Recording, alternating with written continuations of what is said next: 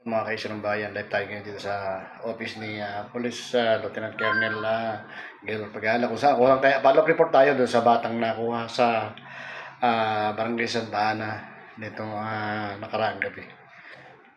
Opo, yung bata nga po na natagpong nakasilid sa isang sako dito sa Block 5 na lupang arenda ay nakilala na ng magulang mismo ng biktima.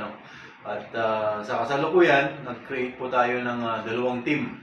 Ang unang team po ay in charge po dito sa backtracking sa forward tracking ng mga CCTVs. Doon mismo sa bahay ng biktima at doon din sa crime scene kung saan natagpuan yung sako.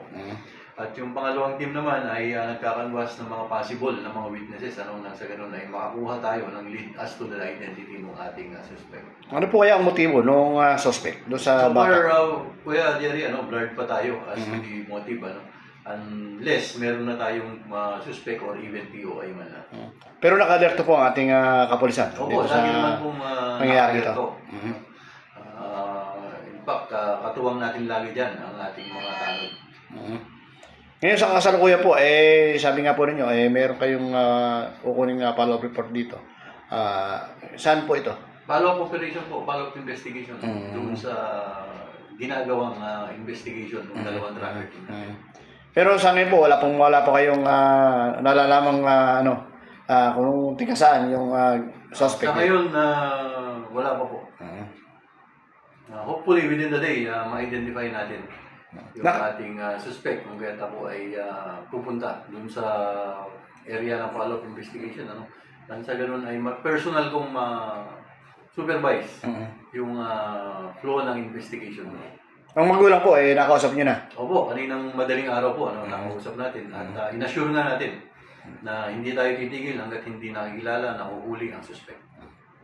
Baka po meron kayong mga panawagan sa ating mga kababayan na sa ganitong mga pangyayari. Opo, unang-una sa mga magulang, lagi nating ingatan yung ating mga anak, lalo na sa gabi. Sabi ko nga, nung time namin, kami ang mga bata, pagdating ng alas 6, kailangan nasa bahay na. Kailangan maging practice yun. Nang sa ganun ay pagdating ng dinner ay sabay-sabay ang pamilya. At kung sino man ang may nalalaman,